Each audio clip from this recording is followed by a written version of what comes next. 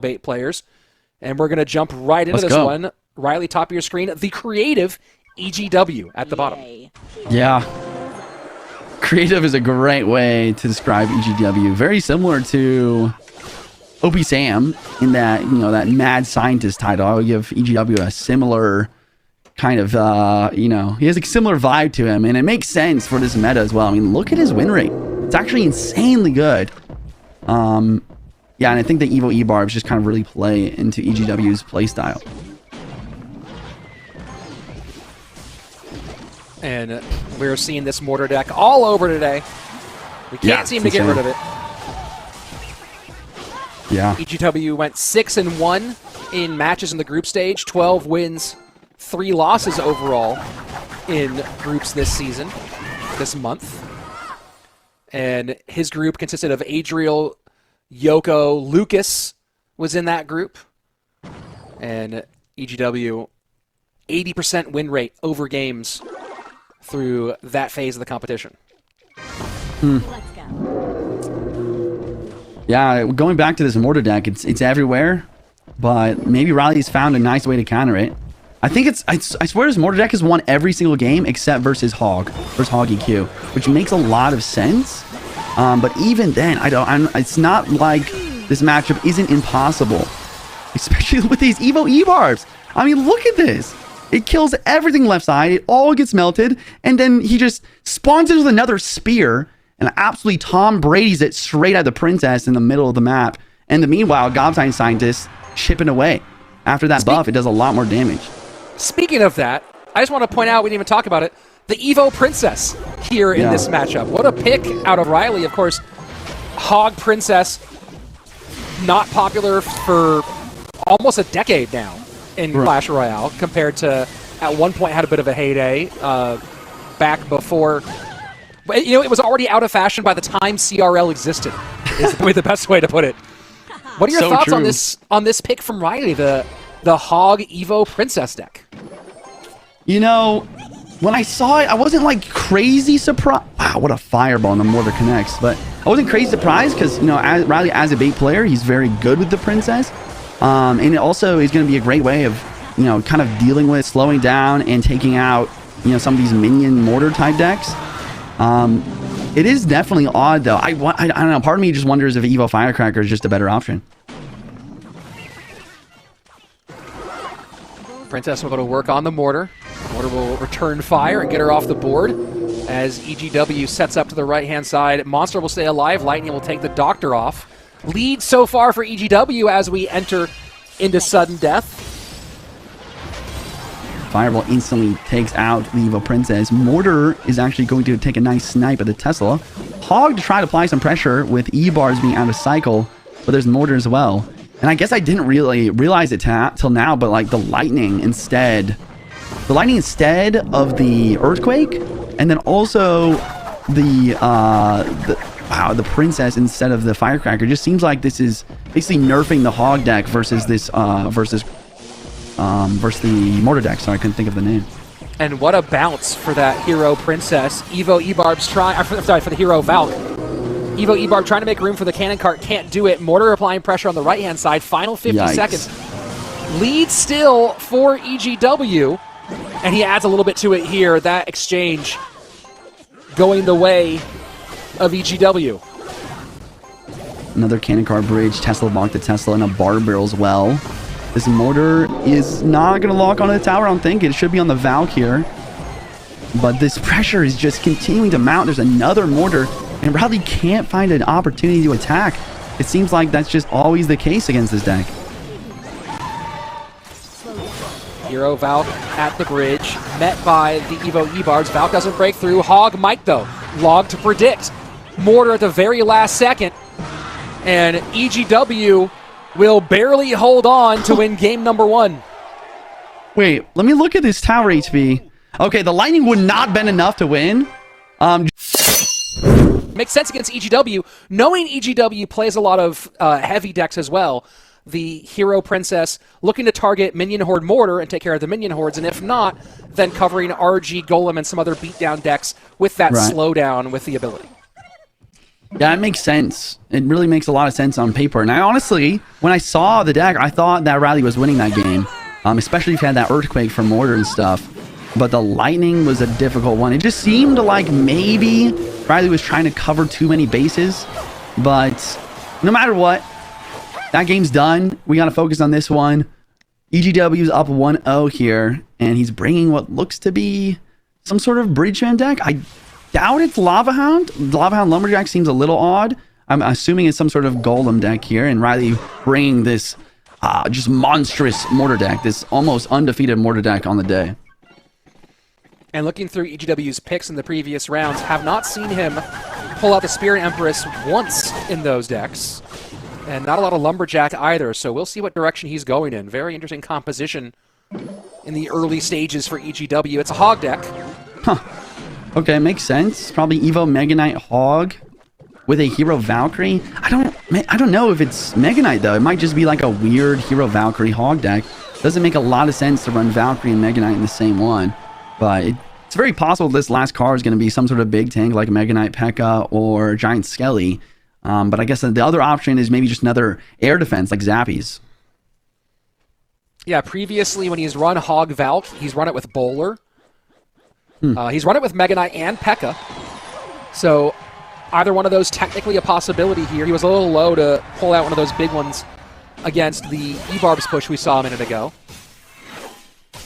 Speaking of counters to E-Barbs, that guards, I think, is just, once again, I'm just really surprised we don't see more guards.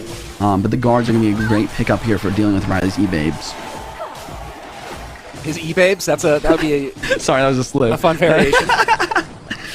Yeah. I mean, I'm not. Yeah.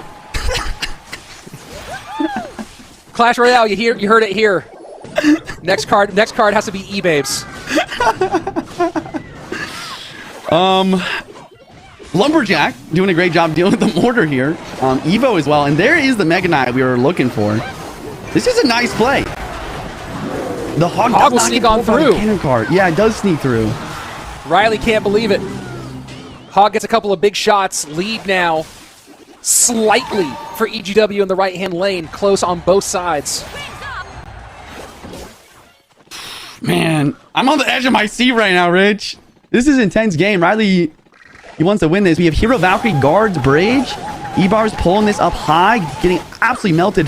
But it seems like the Spirit Empress is actually the card that Ryley's having the hardest time dealing with. And it makes sense, especially with arrows for minions in this deck. Hog behind the Lumberjack. Mortar goes high. Hero Valk to cover. Hog is going to die before getting close. Man. And EGW pops the ability. Interesting choice there, but I don't understand we'll why. I just don't understand why the Valkyrie didn't go back to the cannon card. It just stayed on that barb, and the cannon card stays healthy. Very interesting. Really nice Goblin Stein ability, and the cannon card stays alive despite the zap. Is that game? And that Valk ability might be what changes the tone in game number 2. 3 elixir to accomplish mostly damaging your own tower. Yeah. Locking down this defense. There's still 35 seconds in this game. Rage was zapped. Gobstein is barely not hitting tower. EGW has one last chance for a counter push to win right now. The split E-Barbs plus the cannon cart. Valk. Mega Knight working on the right-hand side. There is no way through here. Hold on. The Hog. Does it get a shot? It gets 1. 1 is far too few. Yeah. Ryley capitalizing on the moment that EGW took his eye off the ball. Forces a game number 3. Okay. At this point, we just have to talk about what can beat this deck. I thought he had a good... I thought he had a good... We'll see what he has cooking. Game number 3. Loser heads down to the lower bracket, where they will face the loser of Arden Toas versus Adriel. Snowball from EGW. Kind of signaling that he's most likely playing Drill and a Poison Well. So EGW with Drill and then Ryley with a Furnace. Maybe Furnace RG, but more likely going to be Royal Hogs in this situation. And right into the Bowler plus Dark Prince combination. So smart. So smart because You basically cover, by doing this, you cover Piggies and Drill, the two best win condition options for Ryley. Because like we talked about, he didn't have Fireball or Lightning available, so RG is pretty much impossible to play. So EGW is in a great spot right now. Interesting to see Classic Bowler being played here. And there you go. That's why the Evo Furnace, the last piece of the special modified cards for EGW. And a Goblin Heart as well. So, what does Ryley have to break through? Does he have Poison? Like, what's his spell here? Because Piggies without Fireball Lightning is also kind of strange. So we might see Ryley either using Poison or maybe a heavier kind of deck, like a giant Skelly Arrows type of thing. Keep in mind this is unofficial, but Ryley, from our calculations, does have enough points to finish inside of World Finals qualification. So if you see some strange things out of Ryley, that might be some of the reasons why he's taken some bigger swings. Right. Evo Furnace on the board. I like this placement up high. It prevents poison value on the tower. Nice anti-poison placement. Gonna deal with it with a Mother Witch, though. That does get the job done. Evo Piggies from Ryley. Dual lane pressure. Dealt with. Yeah. What a nice way to deal with Evo Piggies, that Evo Snowball. Evo for Evo. Sometimes that is the only way to defend with Evo Piggies is tracking and keeping your Evo, defensive Evo, in cycle with it. A lot of the times, either Cannon or Snowball, trying to match that cycle. Entering the next phase of gameplay, sudden death 20 seconds away.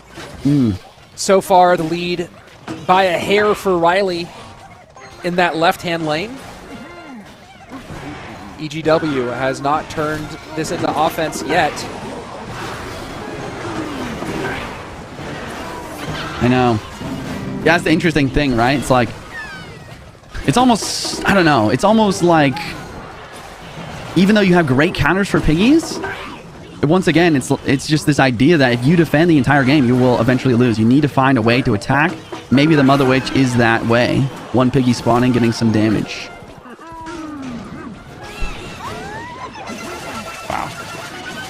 Love the Shred ability City. there. Yeah. Just shredding the Dark Prince, but also keeping the Berserker alive long enough so another Piggy doesn't spawn. Piggy's Fire Spirit Bowler on the opposite side of the hut to also then turn and pick up the Evo Furnace as it crosses. Final 70 seconds. Jeez. EGW barely in the lead. One mistake changes everything in Game 3. Literally, the margins are so thin right now. And both players have poison as well. And then finally we see his win condition. Graveyard drops down with the poison. Is there any damage to be had here? Really great defense from Ryley. And now Evo Piggies are in cycle yet again, but the Snowball, the counter. And you see why EGW is comfortable to finally pop him. He hit triple elixir, he knows he can get back around, has the Evo Snowball and cycle for the inevitable counter push. Right. And EGW this time uses the ability, but the wrong direction for the Rhino. Graveyard gets so much damage, though, with the Rhino still tanking the tower. And with 17 seconds left, it's looking really grim for Rye. Ryley needing to throw it all. Poison down. 1753. Poison opposite direction. Only thing connect. No connections for Ryley. Oh my goodness. EGW wins in round number 1. And that is a huge win for him on his journey towards qualification. Man, I feel